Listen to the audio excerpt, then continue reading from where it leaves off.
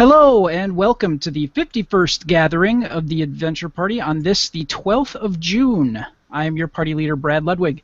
We ask that you peace tie your swords, holster your blasters, and make sure you have enough room on the table to turn your TIE Fighter as you are using... Oh my god, I totally wrote this horribly. I'm going to have to fix this in post. Boy, that sucked. To turn your TIE Fighter while you are gathered at the meeting table. Boy, that just sounded like dirt. Hey, we're off to a great start here at the Adventure Party. Make sure to barrel roll your TIE Fighter. You should do a barrel roll your TIE Fighter. Because that's an XWing Minis thing. Well, and it is, and I've also played a game where somebody didn't calculate their turns and forced their craft off the table and out of play. Yes. So, that's for you, Jerry. You're welcome. Speaking of X-Wing Minis, our guest this evening is Ryan Krippendorf, and Ryan is a master pilot in X-Wing and is also a miniature game enthusiast, and we will be talking to him a bit about the X-Wing Minis game as well as how to build and maintain a solid community around a game. Welcome to the show, Ryan. Hi, thank you for having me. Good to have you. Also with us is Glenn Bittner. He is the second in command here. He is a movie reviewer with his YouTube show, The B-Movie Bunker, and the creator of the RPG Mistrunner. How are you doing this evening? I'm feeling pretty good. I played a lot of games today at my game day at the store, so 7 games in 7 hours, I'm not going to complain. And they were all fun, even though I got completely dominated in Escape from the Aliens in Outer Space. But that's okay. And when Glenn says my game, Glenn does is it weekly? This one is a month. I do one Sunday a month at the store specifically with me. I do other events all the time, but this one's guaranteed every month. Okay. And it's called Games with Glenn. So yes, it is his event. It's named after him. So take that. Sometimes it's games adjacent to Glenn or games in the same room as Glenn. Depends how many people show up because you can't all play with me. Games around Glenn. Yeah. Games rumored to be done by Glenn. Sure. I'm picking up what you're putting down.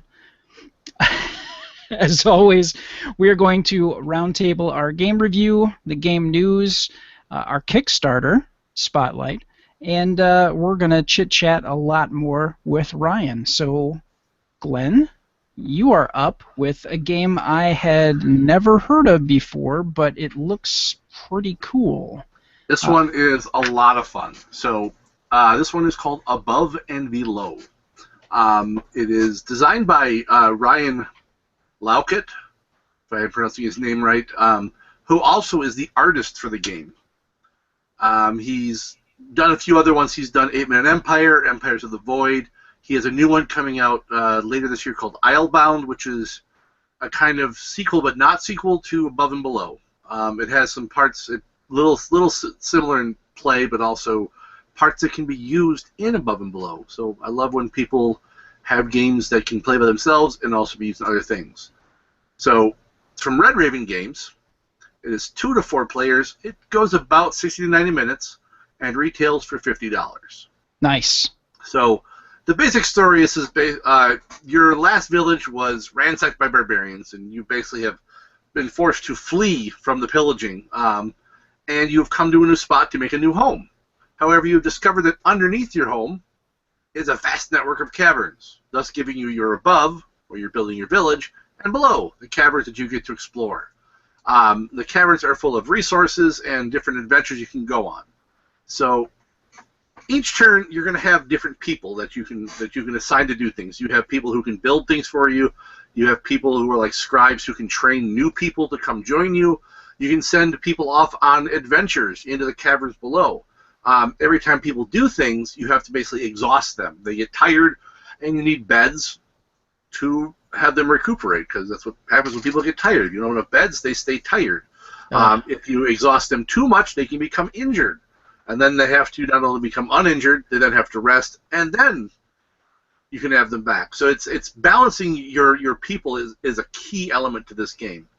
But one of the best things I love about this game is, I mean, it's a little bit worker placement and resource management, but then it throws in the adventure aspect, because you can put some of your people will go off on adventures, and you decide how many people you want to send. They have these key things called lanterns, which is basically the more lanterns you have, the better you do or can do when you are exploring below. And you go off, you do your little adventure thing, and there's a little booklet. Actually, not little, it's a huge book that has tons of little encounters that you're going to come across in the caverns below.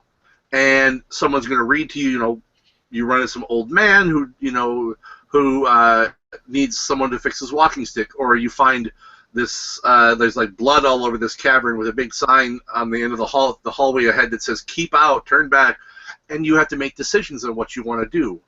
And depending on what you do and whether you succeed, you can get rewards or possibly bad things can happen.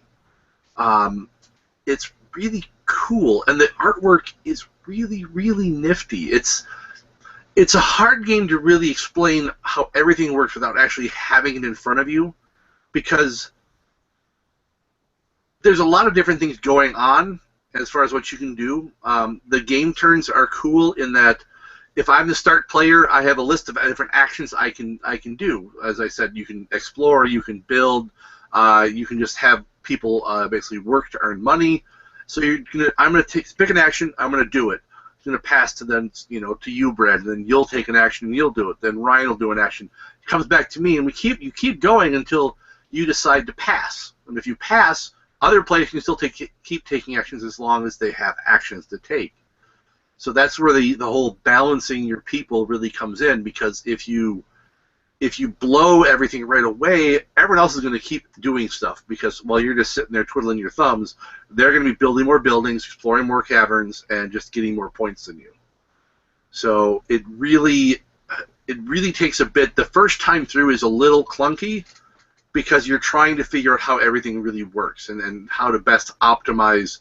Like, oh, I've got 7 guys. This is great. And then you use them all and realize, I only have 3 beds. So 4 of these guys are staying exhausted. So it's you have to be able to balance that, and that's part of the thing where the building comes in, is you get different buildings you can build that might add more beds. Or you have magic potions. Magic potions can not only cure injury, but also say, hey, you're tired, drink this. It's like, Mountain Dew Kickstart in magic form. So So I like all the different things you can do with it, and as I said too, the artwork is really cool. Yeah, it is. Yeah, I think the artwork's a big draw for that game. Yeah, and that's what I love with the one I mentioned, Islebound, is the exact same art style too. Yeah, and the people in Islebound are completely usable in this game. Oh wow! Which is really nifty. Basically they have their skills are different in Islebound, but he printed on the backside of the people basically stats for use in Above and Below. So you get all these brand new people for Above and Below, which is great. So yeah, cause I like it because it's got this kind of meaty, chunky Euro style game where you're managing your people, you're getting your resources, your town building. I love town building ever since I played SimCity, the original one, sure. many years ago. I learned the cheat codes. You can do all sorts of cool stuff till Godzilla destroyed my city. And it's got storytelling, because if you're like me, when someone goes on an adventure and they come across some person, I go into the voices, I do all that kind of stuff. I get into character with it, and I like telling that story as well. So it's this mishmash of both Euro game and kind of almost a bit like a role-playing game. So sure, cool. I dig games where you get like a booklet, which gives you scenarios and different random things that can happen. I keep thinking about Arabian Nights. Yeah. Of course, Arabian Nights comes with a tome, nowhere very incredibly much thicker than what you get with Above and Below. But regardless, it looks pretty damn cool. Yeah. You said it retails for about 50. Yep. And it's about 60 to 90 minutes to play. Yes. Okay. And there's a really good how to play video out there as well, done by Rodney from Watch It Played. So if you want a little better idea of how to play the game, always check out Rodney. Always check out Watch It Played, because those videos are fantastic for how-tos. You don't even need to crack a rule book if you watch his videos. Okay.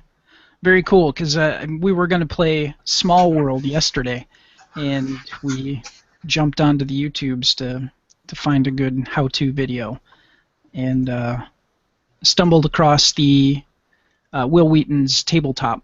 Oh, yeah. And they played Small World. So. As long as it wasn't last season, you should be okay. Because there were a lot of mistakes on last season. Oh, no. That's why one of the former producers is no longer a producer. Oh, I remember hearing about that. Yeah. Yikes. Not cool. Okay. On that note, I'm sorry, before we move on, Ryan. Hi, Ryan. Hi. We're just learning a bit about you. Board gamer, yes or no? Yeah, any kind of game. I like all kinds of different games. Board games, card games, miniature games, tabletop games, video games. I'll play it. If it's got an end result, I'll play it. Okay, cool. But that game looked phenomenal, and I really like the art. I'm a little jealous I don't have a glorious mustache to accompany it, like everyone's artwork. Well, you could get a paste-on one and something just save some time. There's a lot of maintenance that goes into facial hair and ugh. Like grooming, a lot of little scissors. So we've seen Glenn's game closet in the past here on the show. Do you have a huge collection of games yourself? I have a respectable collection of games. We have a lot of Ticket to Ride. Okay. And a don't play his lady in Ticket to Ride. Don't play Aaron in Ticket to Ride. She will own you. Oh, I put up 164 points. I put up 218. What?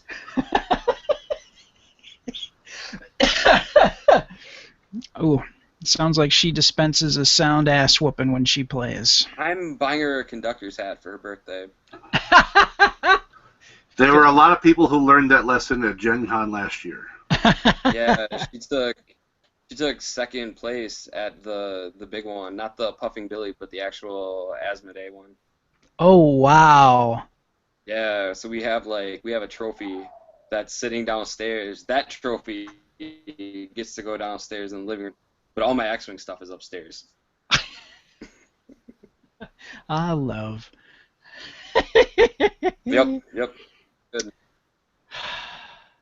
Well, that is incredibly cool. Wow, second place. Yeah, she was pretty happy. I should I'll send Glenn some of those pictures and you can.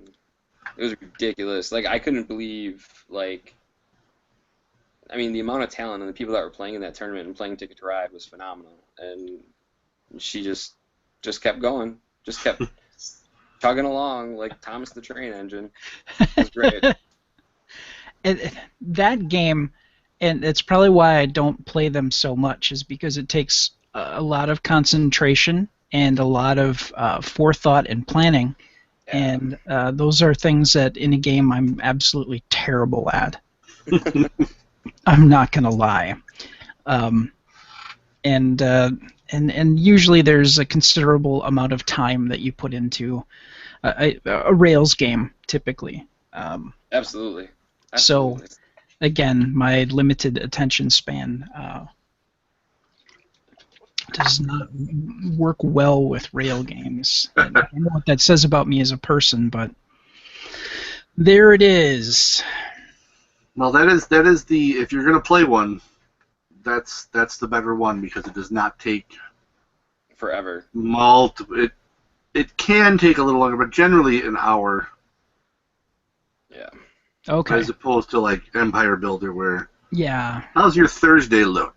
Yeah, it's like trying to play the Game of Thrones board game. Ugh, that was awful. Can't play that game. That ends friendships. Yeah. To this day, I wake up screaming at night, dreaming about that game. I'm sorry. I just don't talk to my friends for months after we play. Yeah, there's a lot of backstabbery and all that goes on in the background. And it's also brilliant, too, when you play the game. This was years ago at one of our gatherings, and I think only book 3 had come out. And everyone else playing had all read the books. And I hadn't read. I knew nothing about Game of Thrones. Me neither. Me neither. We're playing the game, and everyone else who's playing is, if they're the Lannisters, they pay their debts, and everyone's acting like their houses. And I was the Starks. And all of a sudden, we're getting close to the end of the game, I just started attacking everybody. And they're like, what are you doing? And I'm like, you have no one guarding this area. I'm conquering it. Well, Ned wouldn't do that. I'm like, I've told you like 4 times in this game, I have no idea who Ned is. All I know is he's a guy on this card. That's all I know.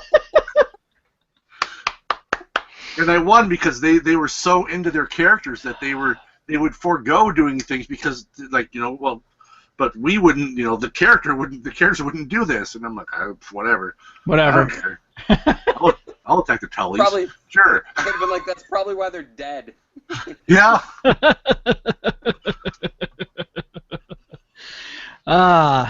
Speaking of death and horror, yes. We're going to talk about...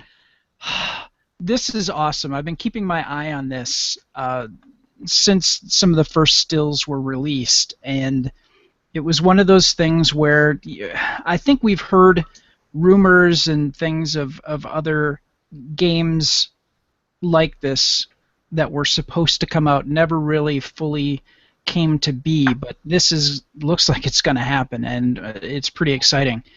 It's the new Call of Cthulhu trailer that debuted at the E3. Actually, just ahead of E3, to give people a taste of what's to come here. So we're going to talk about this. This story comes to us from GameSpot.com. Creepy new Call of Cthulhu trailer shows off the Xbox One, PS4, PC horror RPG. Focus Home Interactive has released a new trailer for Call of Cthulhu ahead of E3, offering a tease of the new horror game based on H.P. Lovecraft's short story of the same name. More specifically, Call of Cthulhu is the video game adaptation of Chaosium's pencil and paper, I would think, RPG. It's being developed by French studio Cyanide Studio, which previously worked on Blood Bowl, Styx, Master of Shadows, and the Game of Thrones RPG. A press release describes Call of Cthulhu as an RPG investigation game. It puts you in the shoes of a private investigator, Edward Pierce, in 1920s era Boston as he investigates the death of a woman and her family. As you make your way through the game and get closer to Cthulhu's sphere of influence, madness will progressively engulf your senses, leaving you to increasingly question what is real and what is illusory. Sounds like my classroom. And you are an art teacher at which school again? Central City Cyber School in Milwaukee. Nice. Now, there was a GameCube game, and Eternal Darkness, which Eternal Darkness: Sanity's Requiem, which while not H.P. Lovecraft, it was very inspired by it. And one of the cool things about the game is that as your character tips slowly more towards insanity, the camera angle sort of tilts to one side, just a little bit. And occasionally you'll see flies come on the screen.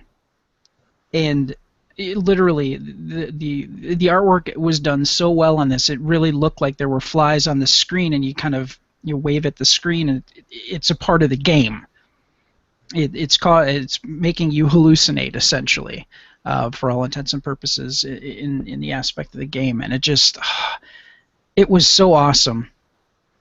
And former guest Rob Benton had that, and I would come over and we'd have a beer and I'd watch him play just because the story and everything that was going on with it. That game was really cool. So it's nice to see that we're actually going to get a Call of Cthulhu legit version based on Chaosium stuff. And PS4, Xbox One, and PC. And yeah, if you get a chance, and we're going to have a link in the show notes, if you get the chance, you need to check out or just go onto Google and look for Call of Cthulhu trailer and watch it. It's gorgeous, absolutely gorgeous. Yeah, I saw that. So happy because we had just, in one of my other podcasts, we had just covered, it was an old HBO movie called Cast a Deadly Spell, yep. Which is Lovecraftian, and then, like, the very next day, here's this trailer for the game. I'm like, oh yeah, that's what I want. That's what I want. I really want to have enough games that. to take up all my time and make me not do other things. Looking at you, Fallout 4. Fallout 4 has just been. I swear, my girlfriend's gonna leave me. I've got to get my shit together on that. Anyway. I won the game. Why am I still playing? Because there will always be raiders to kill. Because apparently there's just so many raiders in the. Why does anyone live here? It's all raiders. Raiders and supermutants everywhere, all the time. Yeah. Yeah, I've been putting off following a certain storyline because I've just kind of been enjoying building stuff, and now I'm like, I kind of want direction again, and so I'm moving towards the end of the game, as it were, on Fallout 4. But enough of Fallout 4. Would both of you play this? I mean, Glenn, it's a given, but how about you, Ryan? I'd probably give it a spin. Yeah, I'd give it a go. Are you a Lovecraft fan, or just interested in doing a kind of a period horror RPG? Both. Okay. I've played some Call of Cthulhu. I really like Elder Sign. Okay. By Fantasy Flight Games. Sure. So if it gives me that feel that 1920s everything's gonna go wrong that can possibly go wrong, and something's gonna show up and devour me. Yeah, I'll give it a go. What I'm going to do is I'm going to do something for our YouTube viewers here, and I am going to pull up. There we go. I'm going to do a screen share here so people can kind of get a feel of what we're talking about. This is an actual still from the game. And yeah, our investigator here is coming in on the dock and heading towards Darkwater, which is the name of this particular area that he's exploring and trying to find the answers to this mystery. And this kind of reminds me a bit of some of the look on Fallout 4 with at least on PS4. I can speak to that. I haven't played it on PC or Xbox One, but because it was only available for the next generation systems, I'm assuming that there is a colossal amount of graphics and graphics processing that has to be done. So you're going to see beautiful stuff like this, and this does not disappoint. It's in that same caliber of crispness and just gorgeousness. And looking at the water here, if it's anything like how they handled water in Fallout 4, it's going to be amazing. See, and you haven't played Far Harbor yet. No, I have not. This is it could easily be a still shot from Far Harbor. Okay. Yeah, I'm afraid to get the Mechanist and Far Harbor.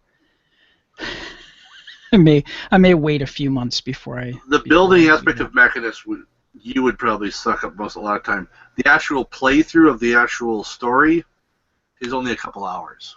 Yeah, I heard that that's incredibly short, but what you get out of that for the Mechanist to be able to build like century robots for your settlements and whatnot. Yeah, I mean it's basically they said it'd be cool if you could build robots. Let's throw a short story in with that as well. And Far Harbor is no different in that respect, in that you can build barns and some other things too that you get out of the deal. Yes, for the lazy builder like me, who's just like, I need 12 beds quick. Where can I put them where they're indoors? A barn! There we go. Give me a pre-built barn. Boom, done. Now you can stop standing around like idiots the whole time. I'm I don't know what to do. I'm really tired of this one settlement where I've got Brahmin that just come into this house that I built. I'm like, built a nice pen for you. Get the hell out of the house. There's no need for you to be here. And then I realize I'm yelling at computer cows, and I realize how wrong that is. Speaking of wrong, Weird World Weekly. That's another show that we've got. Now, it's actually a very good show, and I do listen to it every week. And it's a show where Dave and Matt, they talk about either conspiracies or cryptozoological things or urban legends or ghost stories. And it's a shorter program, 15 to at most 25 minutes. And they present something like the Dyatlov Pass, or what was something they had a thing about Bigfoot. They've had some urban legends from Sheboygan and Milwaukee area. They cover these things just randomly. They'll pick a particular category and just roll with it. And it's a great weekly show that you can check out at gncasts.com, and that show again is Weird World Weekly. Now, the Kickstarter Spotlight. I was working on getting Tom Butler, who created the Pirate Republic game that we talked about last time. And it looks like Tom is going to be actually pulling this and redoing the Kickstarter and is going to reboot it. So, unfortunately for Tom and the and the Green Feet team, they're going to just postpone this, rework some things, and present it again. Right now, they're with 12 days to go. They're at 16,705 out of the 39,997 that they need to complete. So, like I said, they're going to kind of retool that and make another run at it. Now, it's a fascinating game, and it is historical pirates. It's set in 1713, and it's all about the Caribbean area and pirates running the area and robbing the Spanish, the French, you name it. And just a really great concept, and you need to check out the video of gameplay. And it's a shame that Tom is rebooting this, but it is going to be offered again, and I would highly recommend you taking another run at it and check it out when it comes back out and back it. It's really, really amazing. You should have one of the levels be you get a really nice hat. To be a pirate, you need a really nice hat. A nice tricorn hat. You can. Yeah. Oh, maybe a hook. And somebody comes by with an axe and gives you a peg leg. Man, you could have a whole bunch of levels. Eye patch. You got the eye patch level, the hook level, the peg leg, and then the hat would probably be the big one. There you go. Yeah. No, but I wish the Green Feet team success in their next run on that, because that game is truly amazing and it needs to happen. Now, Glenn has brought to us his pick for the Kickstarter Spotlight for this week, and what did you bring us? Massive Darkness. Wow. Okay. Massive Darkness. From Cool Mini or Not. So that alone, anyone who ever follows Kickstarter will already know that this will be a successful Kickstarter, especially seeing as they're looking for $200,000 and they're already at $1.2 million. Yeah, they crushed it. Yeah, they've crushed it, and they still have 24 days to go. So Massive Darkness, it's a dungeon crawl board game with no game master. Those of you familiar with Zombicide, think kind of Zombicide, and I think it was described as Zombicide meets Diablo, the Diablo series for computers. So it's just it's 1 to 6 players. You get tons of minis, and because it's Cool Mini or Not, they're really good-looking minis. They do really good sculpt work, because you'd either have to be completely blind to the world around you, or a really arrogant dick to call your company Cool Minis or Not and not make cool minis. Yeah. And for those of you that are checking us out on YouTube, these are amazing. They're incredibly detailed. I mean, the barbarian's got the rippling pectoral muscles and the bulging biceps and an amazing axe that he's carrying. The dwarf has got a frightening hammer. These are amazing and very detailed miniatures that they've got for this. Yes.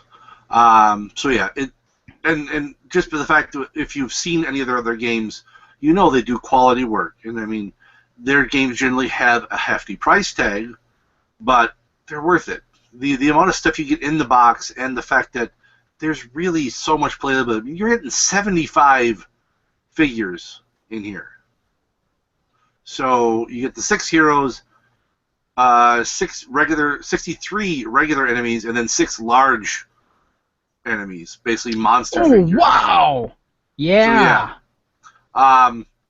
They have 2 pledge levels. One is already gone. That was the $110 early bird pledge. So you can get it on this for $120. That gets you the core box, plus the exclusive Cliffbreaker Cyclops, and all the stretch goals. And you're probably wondering, stretch goals? What stretch goals do they have? Well, you can probably guess they've broken some already, seeing as they are already 6 times their initial goal. So they've added an Orc Flayer boss and 2 minions. They've added a dice bag.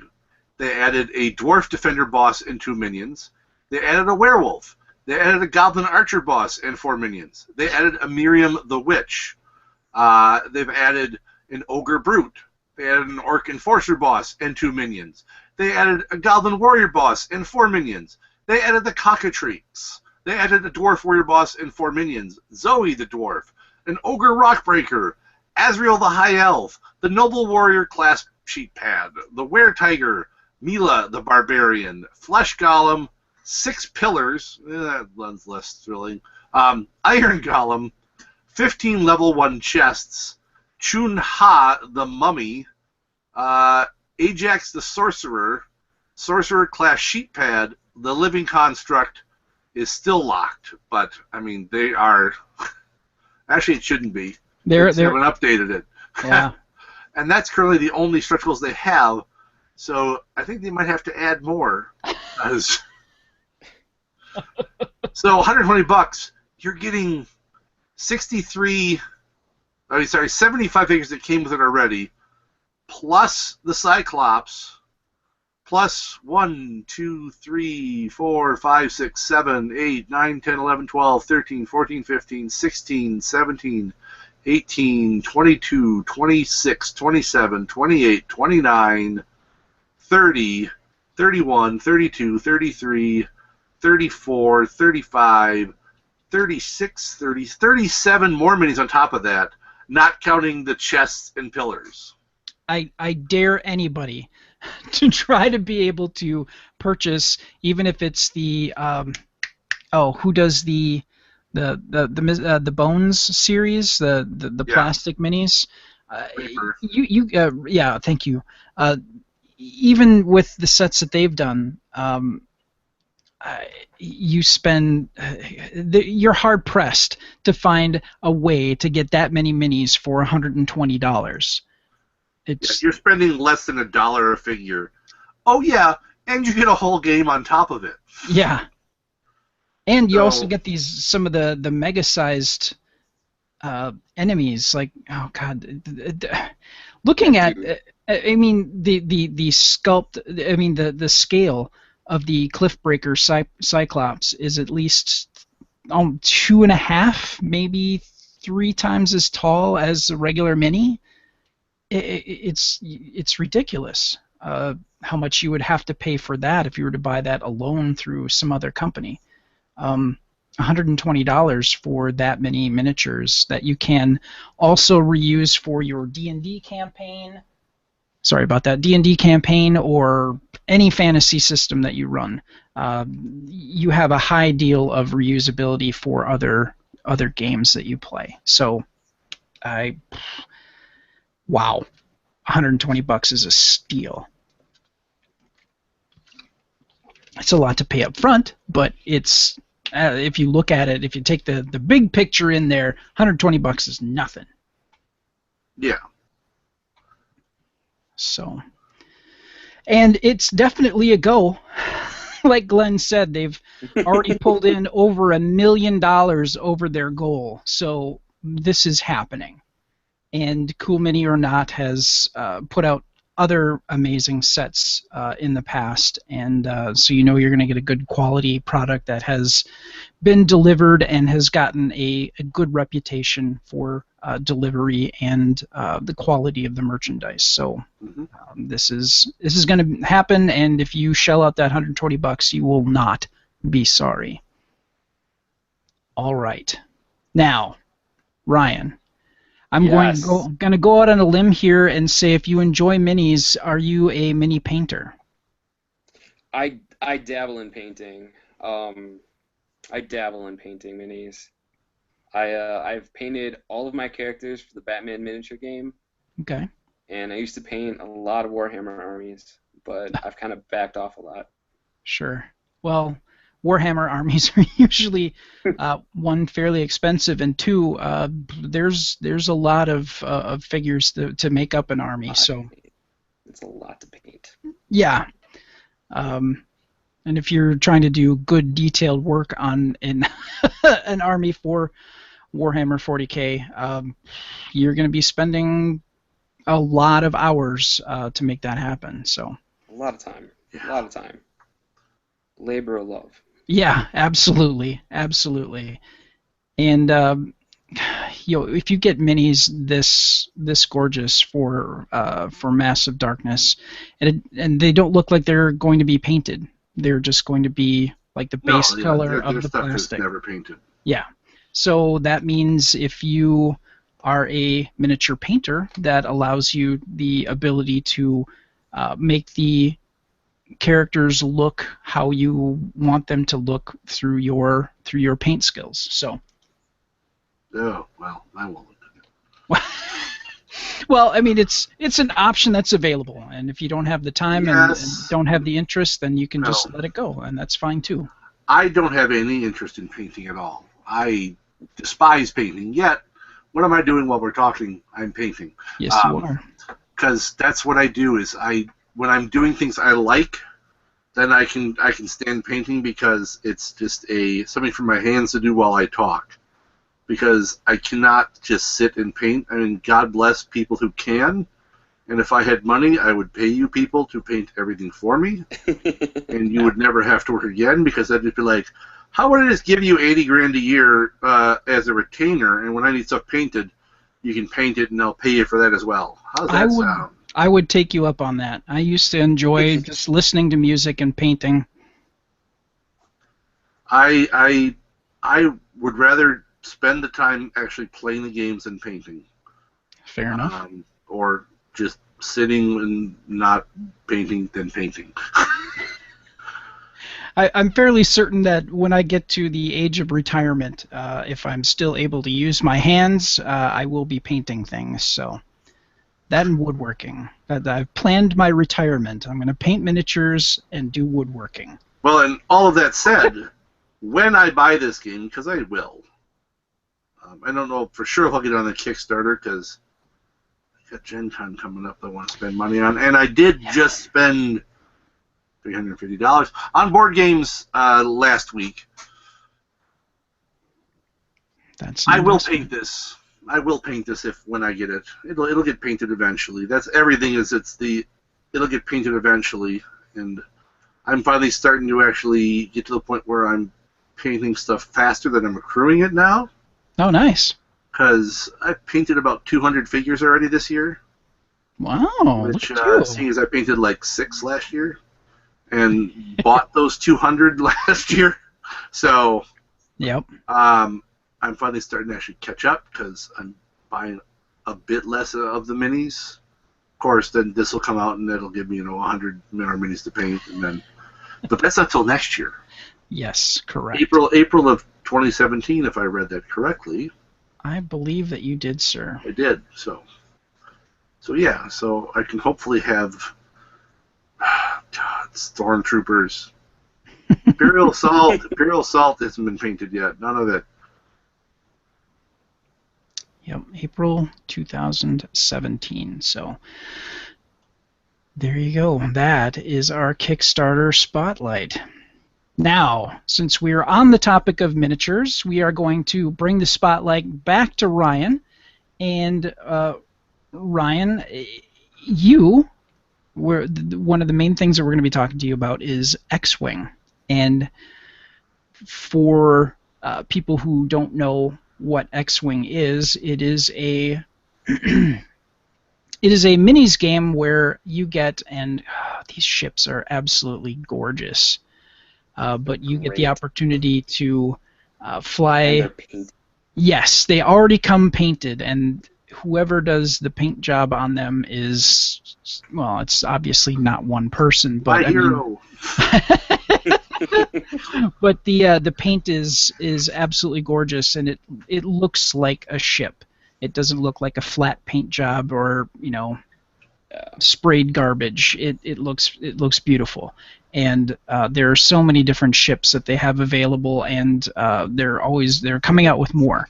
So many ships. Yes, it's like a Warhammer 40K type of investment. If you wanted to get all the ships that they have available, you want to go tournament pro, you have to have them all. Yep.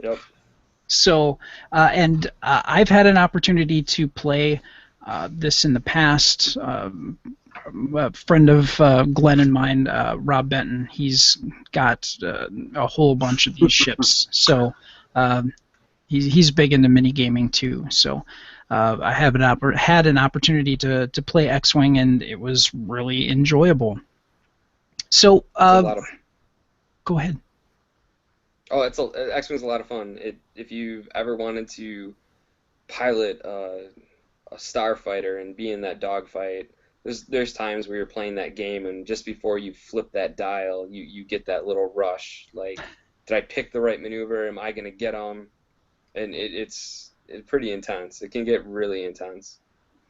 Yeah, it's like nerd poker, because you get it totally is. Your ship is, depending on the ship that you have, and for those who have not played, you can play, we're just going to throw basic examples out there. You could play X-Wings versus TIE Fighters. And each type of ship has different maneuverability. The X-Wing has tighter turn radius, it can turn faster. It's a very maneuverable ship, but it's not, if I recall correctly, it takes it in the shorts and shielding. They're not as durable. The TIE Fighter, yeah. Yeah. The TIE Fighter. Oh, the TIE Fighter is. Okay. And the X-Wings are more durable, they have shields, and they have more offensive capabilities. Okay. Yep. Sorry, I got them backwards. So as you are as you're playing the game, you need to be laying these movement tiles out or planning your moves and try to, outmaneuver the other person and try to figure out which way they're going to turn or what their maneuver is going to be. So it's that trying to get into the head of the other person and trying to, figure out how to maneuver and outmaneuver your opponent. So. It's very chess-like. A lot of the top players in XWing are also chess players or were chess players at one point in their life. And it's you have to be a little calculating and you got to be a little scheming. You got to have some good gimmicks to get through. Sure. Or they're, what is he, 14? How old is Nathan? 15. 15. 15. Or you're 15 years old and you just show up and you beat everyone in your local gaming group every Thursday because you're that good. Wow. Wow. Our gaming group is blessed to have Nathan Idy in our group. Yeah. And so you get an opportunity to kind of learn and pick up, some of the techniques that he uses to kind of bring up your game. That's got to be a lot of fun. Absolutely. It's one of those steel sharpens steel kind of things. Sure. Where you only get better when you play better people. And that's one of the nice things about the group that we've kind of built at Bayshore at Glenn's store, where everybody it's friendly. It is competitive, but it's competitive friendly. And we joke around and we kid with each other and we keep it light, but we're also pushing everybody to get better. Because Sure. we're only going to be as better as everybody else that's playing. And we've got people in our group. We were talking this past Thursday, like between Nate, myself, the Zach Matthews.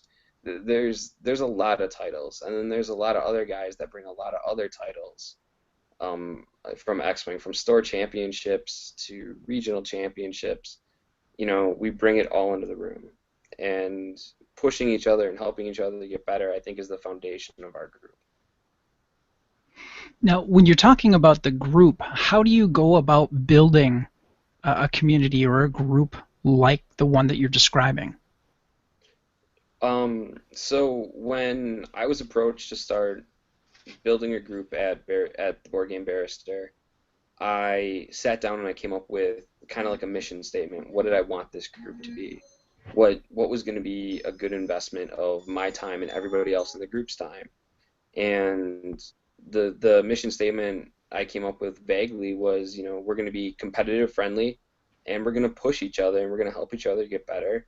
And we're going to do, when we're not being competitive, we're going to do stupid, fun, gimmicky games and goofy things to keep it light and keep people coming back. And that was, I've stuck to that. That was the plan, and I've tried to stick to it as hard as I could.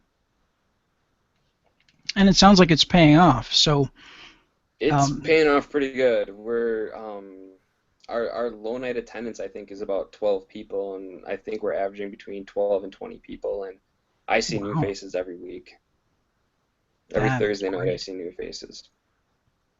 Well, and it's pretty good. Part of that too is also the fact that Jeremy and the veteran players they're very, very welcoming for new players and for less experienced players. I mean, you just did the coin thing. Yeah, we just ran so the XWing tournament season, Fantasy Flight Games gives away some really cool stuff. This past year they did challenge coins for the top 4 at every store championship, and I was surprised at how hard getting one of those coins was for a lot of people. So I took any extra coins I had. Jeremy took any extra coins he had. We put a call out. Nate and his dad gave us all their extra coins, and Zach Matthews kicked in some extra coins, and we ended up with 8 extra coins. Then I decided to have a tournament for everybody that didn't get a coin. And I had 7 people show up this past Thursday, and everybody that wanted a coin got a coin. There were some younger players that had just started, and they were able to get coins, and they were able to win some games and have success. So it was really good. And what Glenn was talking about, the group's great in the fact that I can run demos and I can help new players, but there's only so much like a 10-15 minute demo is going to teach you about X-Wing. But when you sit down across from one of our veteran players, they're more than willing to help you, and they're more than willing to explain things to you to slow down their game pace. If they're averaging 45 minutes to an hour a game, and then they'll sit down with the new player and they'll take 2 hours just to make sure that they understood everything that happened and everything that they were doing. And Oh, I that's think it cool. speaks volumes to what the group really has become. That's wonderful. That's a great success story. And it's one of those, it's like the idealized group. I mean, that's what you want to have, and you've managed to build that. How you obviously put forward a clear vision as to what you wanted the group to be, as you mentioned before. How difficult or easy is it to maintain a group and keep it strong like that? I think I'm lucky that it's X-Wing is Star Wars themed, and I think that's a big draw for a lot of people. And I think in the tabletop gaming world, it's getting a lot of attention right now. There's a lot of people buying into it with between the new movies, the Star Wars Rebels TV show, just everything Star Wars now for geek culture. And I think a lot of people want to get on board. And I see, even like when I'm walking through the mall and I stop in the store just to check out what's there. I see people looking at X-Wing. I'm at Barnes and Noble or wherever. I'll see people looking at X-Wing. And I think a lot of the draw for that is the ships and what it is. So it makes it easy to maintain bodies in the group. But keeping the quality up is one of those, that's a little bit more difficult, and that's a leap by example. And there's been a few times where I've had to call somebody aside and say, hey, that's not what we're about. Like, this is what we're about. We're about a friendly environment. We're about helping everybody get better. And I understand we lose. We all lose. We all get upset. We all get frustrated. We all get burned out. I can relate to a story I told Thursday night. Like, I've been in a slump for, I don't know, 2-3 months now, and I think I lost something like 10 straight games of X-Wing. Mm, Before I kind of started turning it around just a little bit. But you kind of bring everybody back to ground level and say, this is what we're going for.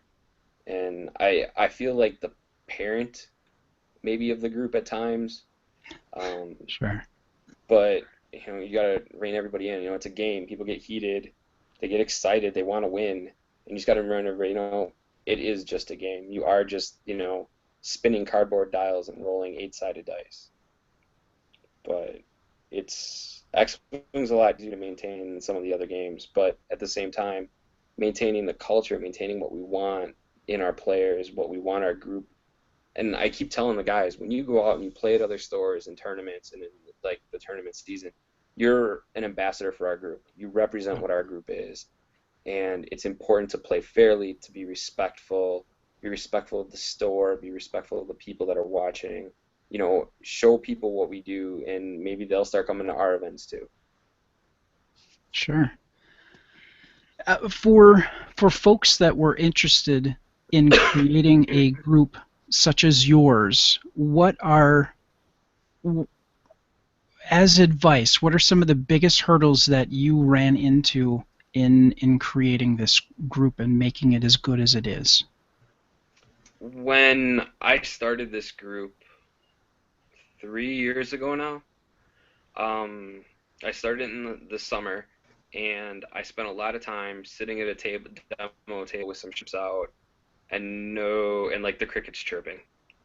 There was no interest, nobody showing up, and I just stuck with it, and just stuck with it, and stuck with it, and eventually what I did was, I think it was Glenn Kahn at Barristers. I ran a scenario. I have a Death Star trench map. So I brought that, and we did a trench run scenario, and that was the first real, like, hey, there are people interested in this. I can get some people in the store. And we had a lot of people. They came, they played. We had a really good time. There were a lot of jokes.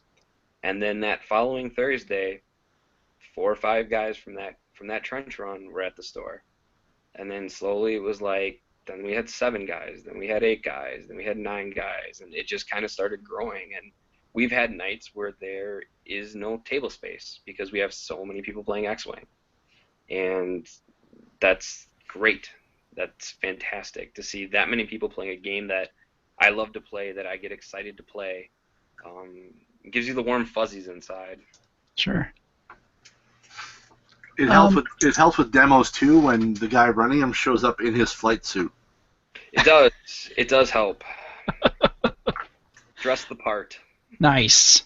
Very nice.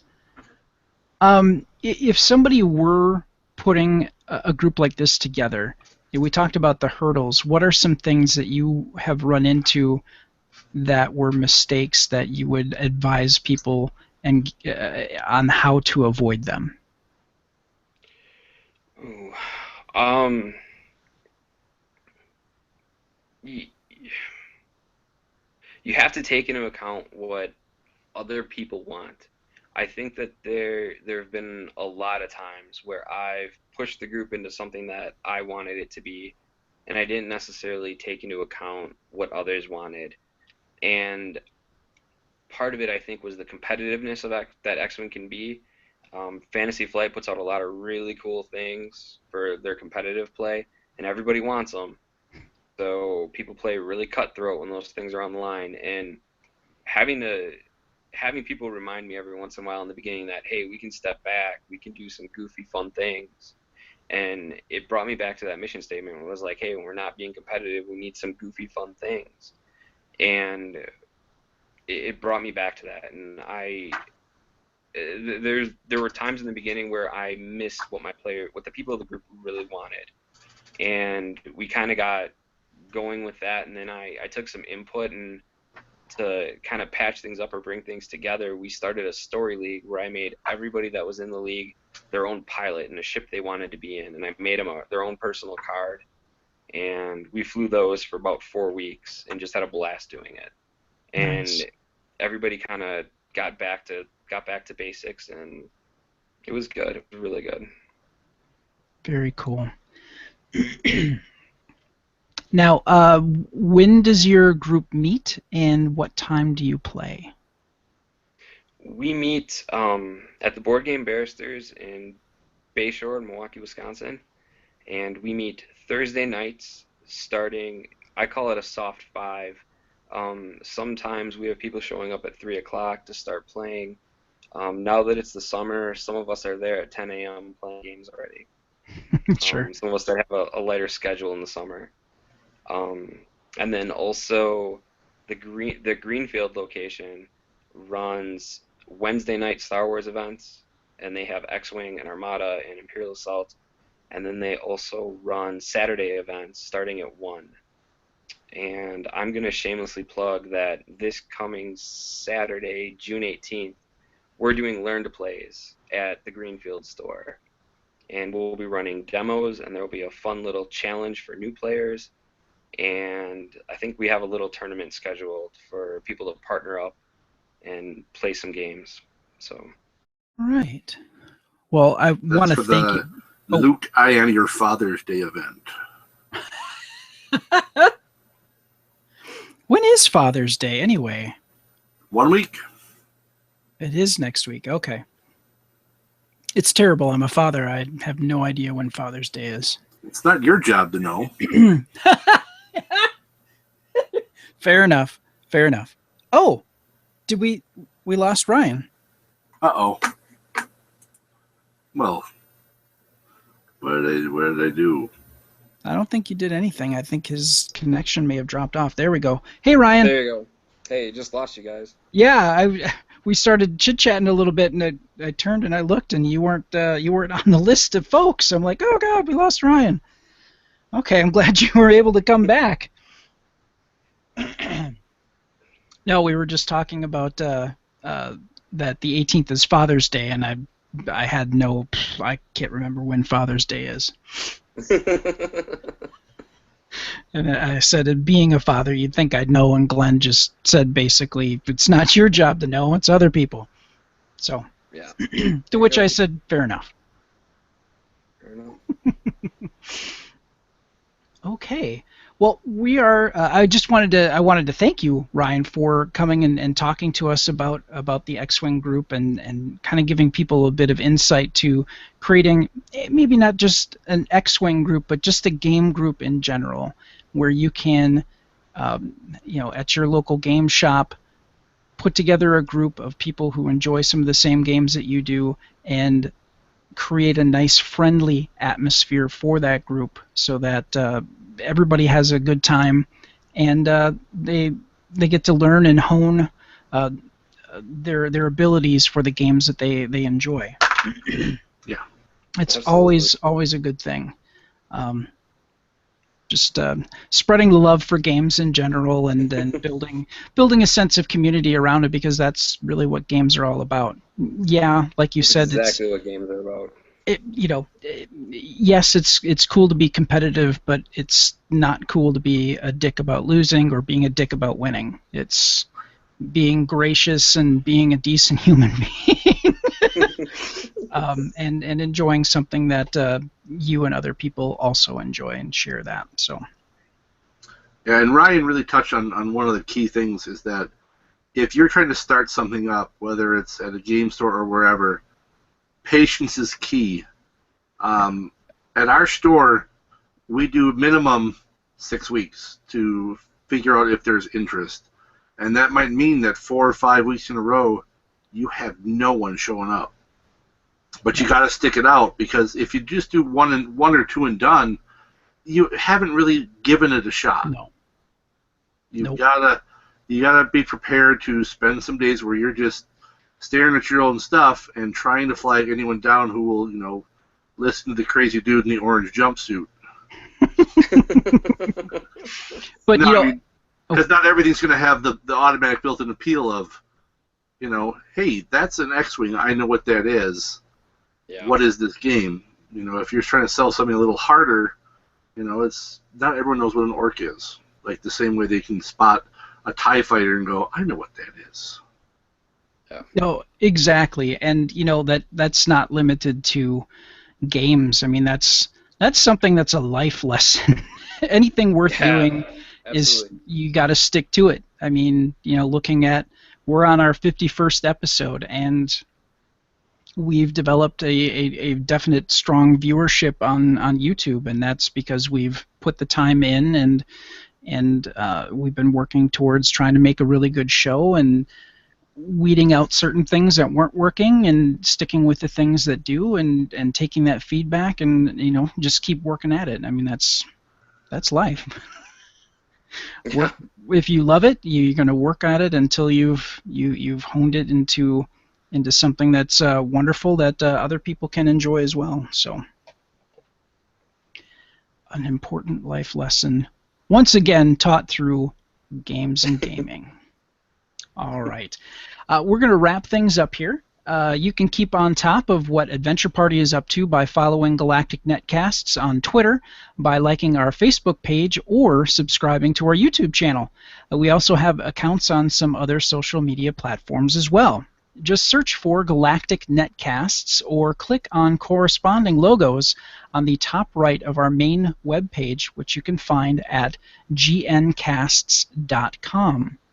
You can support all that Galactic Netcasts does by making a monthly recurring pledge at patreon.com/Galactic Netcasts.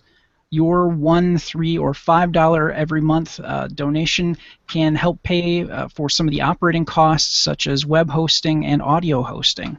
And the best part is, at every level of giving, you will get a bonus bit of content that other listeners won't have access to. Again, if you want to contribute, you can go to patreon.com/Galactic Netcasts. For more on this podcast, including show notes, contact information, and more, go to gncasts.com/adventure. You can also subscribe to this podcast by going to gncasts.com/subscribe, or search for us on iTunes, Stitcher, Google Play Music, which is kind of cool, or anywhere fine podcasts are offered. Once again, I want to thank you, Ryan, for joining us and talking about XWing and creating strong gaming communities. Where can people find out more about you and your group? Facebook, we're the Barrister Battalion. If you search for us and request to join, you'll get added, and you can find out whatever you need to know. We post events there when we're going to do learn to plays, when we're going to do goofy, geeky things, and when we're going places and organizing rides to travel to different events. Oh, that's cool. That is very cool. Because not everybody's got a vehicle, or something happens, and it's cool that you got. You're 15 and you got to ask the guy that runs your game group to take you everywhere he's going for a tournament season. Yep, exactly, and that's cool that you've got a team of people that can do that and are willing to do that, and help out their fellow gamer. That's awesome. And I want to thank Glenn for once again doing what he does, painting miniatures and chit-chatting with us and reviewing games. Where can people find out more about you and Mist Runner and the B-Movie Bunker? You can find out more about me on Facebook, both with Mist Runner the RPG and Guy in the Bunker Productions and the B-Movie Bunker. Find me on YouTube, Guy in the Bunker Productions, or just follow me on Twitter at Guy in the Bunker. Nice. Or come to the Board Game Barrister. Absolutely. If you're in the Milwaukee region, and you should definitely check out both locations of the Board Game Barrister. But especially mine. Especially Glenn's, because Glenn is extremely knowledgeable, as you can tell by if you've listened to the episodes of this show.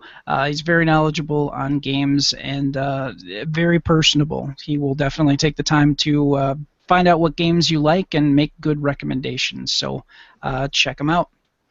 I want to thank everybody for joining us on the Adventure Party. May your characters never die and your adventures always be epic. Thank you and good night.